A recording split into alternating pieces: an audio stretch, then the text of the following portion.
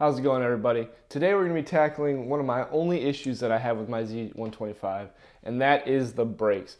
I read a lot on the forums that people just are having the same issues that I am, where they just don't have that solid engagement that they want whenever they're trying to do stoppies or just in general riding.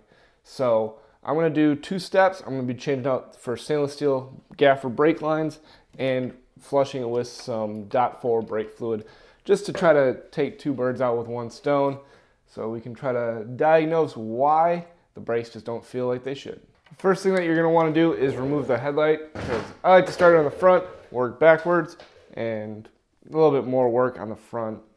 So we're just going to remove the headlight and then set it aside so it doesn't get any brake fluid on it in the process.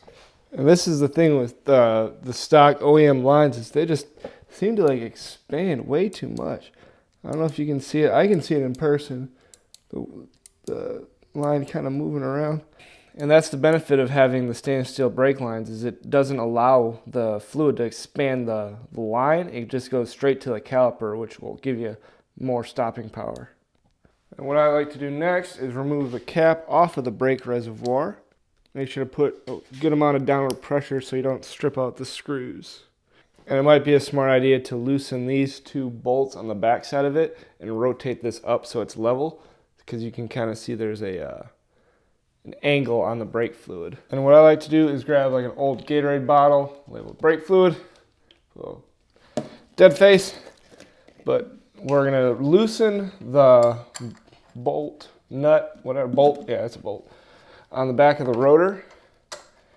And I like to use gloves, because I just hate the feeling of brake fluid on my hand. We're just trying to drain the line so when we pull it out, it's not getting all over your stuff. And once it's dripping out, you can kind of roll up a piece of toweling like so and just try to pull it through, just so it's not getting everywhere. Put that in there, and then what we're going to do is wrap it up with some black electrical tape, kind of like so.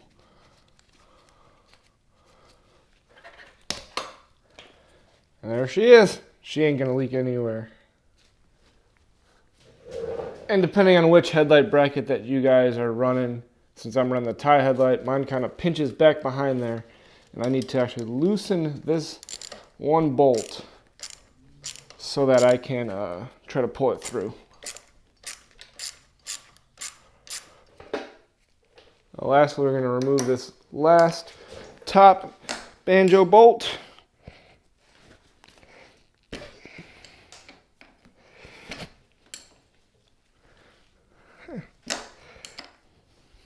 Might need to use the actual wrench side. There it goes. And then just have a blue towel near you, just in case it's some extra brake fluid leaks out. And when we are going to install them, we want to use the longest line.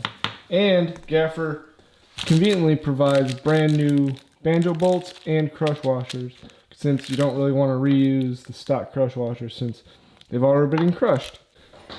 And before I get too far ahead of myself, I'm going to go back and tighten up all the brackets so that I can make sure everything fits where it is before I try to bleed the brakes and everything. All right, first things first, I just want to apologize for the audio cutting out. So hopefully the shotgun mic worked out.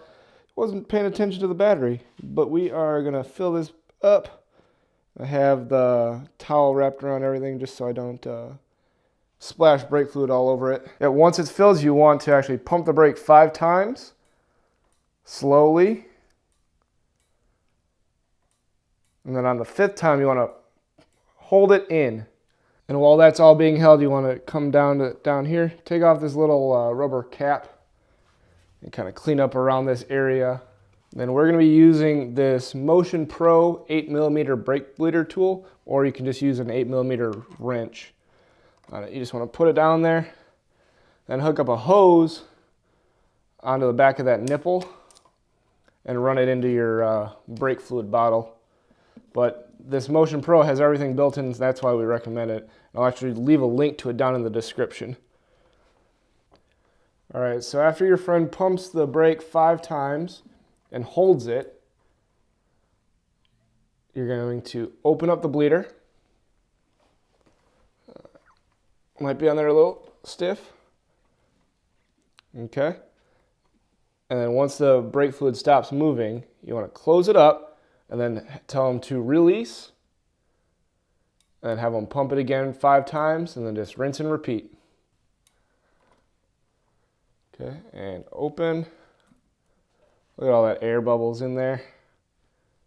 And close.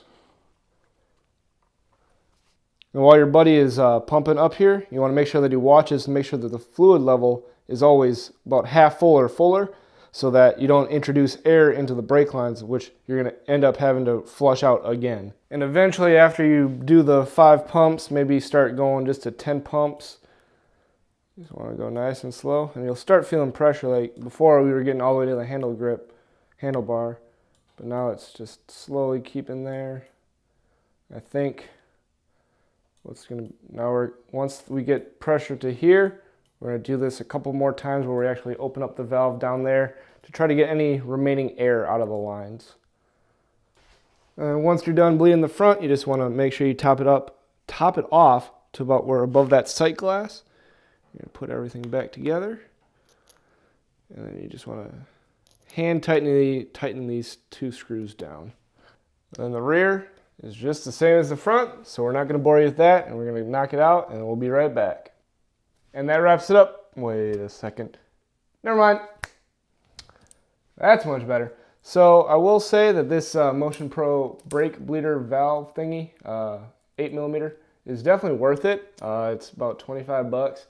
A little pricey, but if you know you're going to be working on a bike with the brake bleed valves that are 8mm, then it's definitely worth the money because you're not fumbling around with having a wrench on there and a hose on the nipple at the same time, and the hose falls off the nipple, and it's a pain in the butt on a job that already sucks as it is. So yeah, we will leave a link to this tool down in the description along with the gaffer kit that I had purchased from Man in the Box.